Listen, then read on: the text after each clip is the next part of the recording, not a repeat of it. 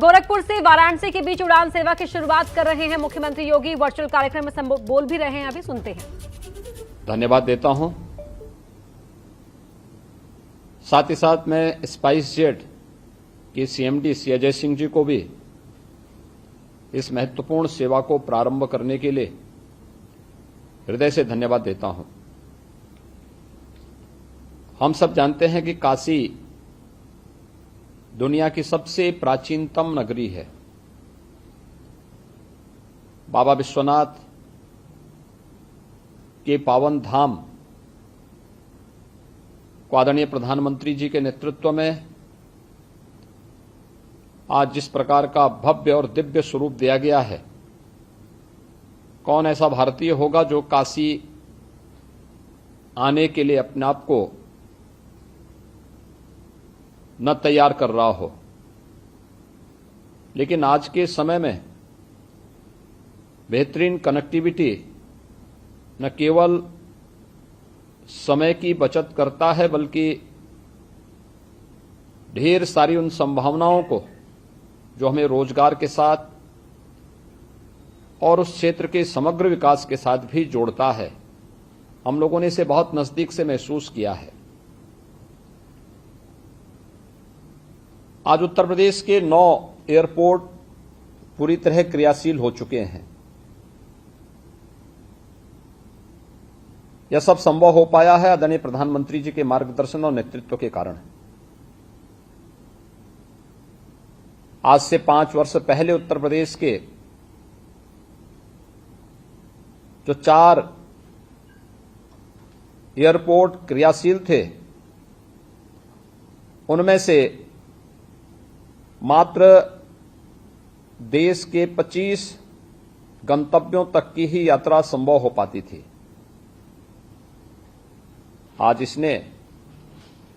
आज देश के अंदर वायु क्षेत्र में जिस तेजी के साथ विकास हुआ है, उत्तर प्रदेश आज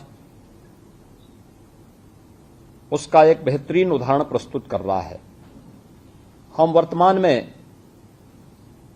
प्रदेश में 75 गंतव्यों तक उत्तर प्रदेश से प्रदेश के और देश के विभिन्न शहरों की यात्रा कर सकते हैं। उत्तर प्रदेश के अंदर देश के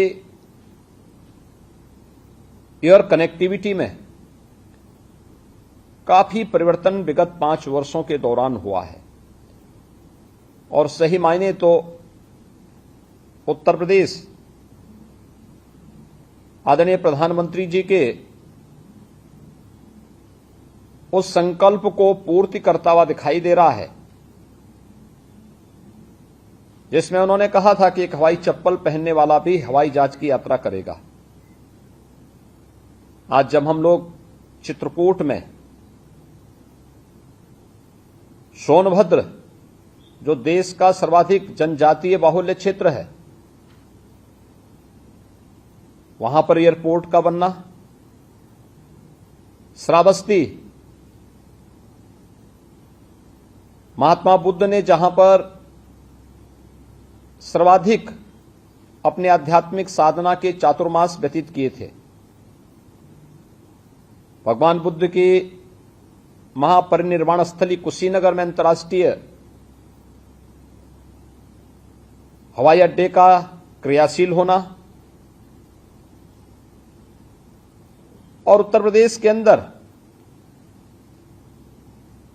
वाराणसी हो, लखनऊ हो या हमारे वर्तमान में निर्माणाधीन जेवर इंटरनेशनल एयरपोर्ट नोएडा या फिर अयोध्या में निर्माणाधीन जो हमारा एयरपोर्ट है, ये सभी उत्तर प्रदेश के विकास की एक नई कहानी कहते हैं। वायु सेवा न केवल व्यक्ति के आवागमन को आसान करती है, बल्कि वहां के समग्र विकास को भी एक नई गति देती है।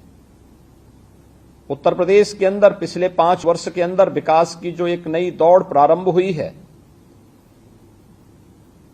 इसमें यहां पर विकसित हुए एयरपोर्ट्स और भारत सरकार के सहयोग के कारण ही ये सब संभव हो पाया है। रोजगार की अनेक संभावनाएं विकसित हुई हैं, पर्यटन के अवसर विकसित हुए हैं और मैं विश्वास के साथ कह सकता हूं कि आज उत्तर प्रदेश से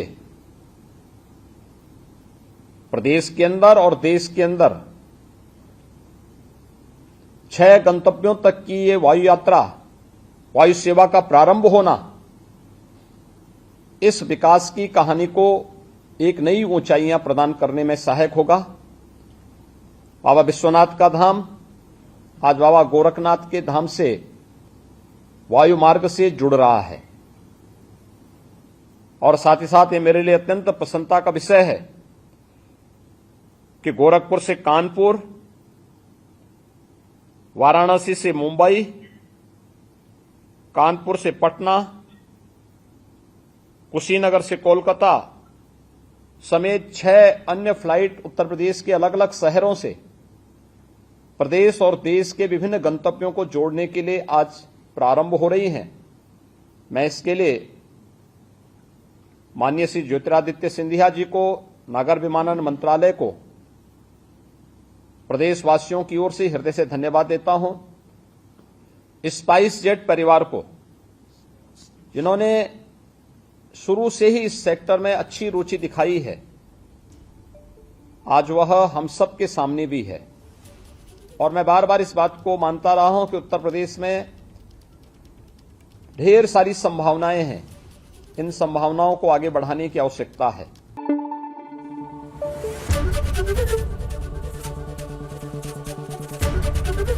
एबीपी न्यूज आपको रखे आगे।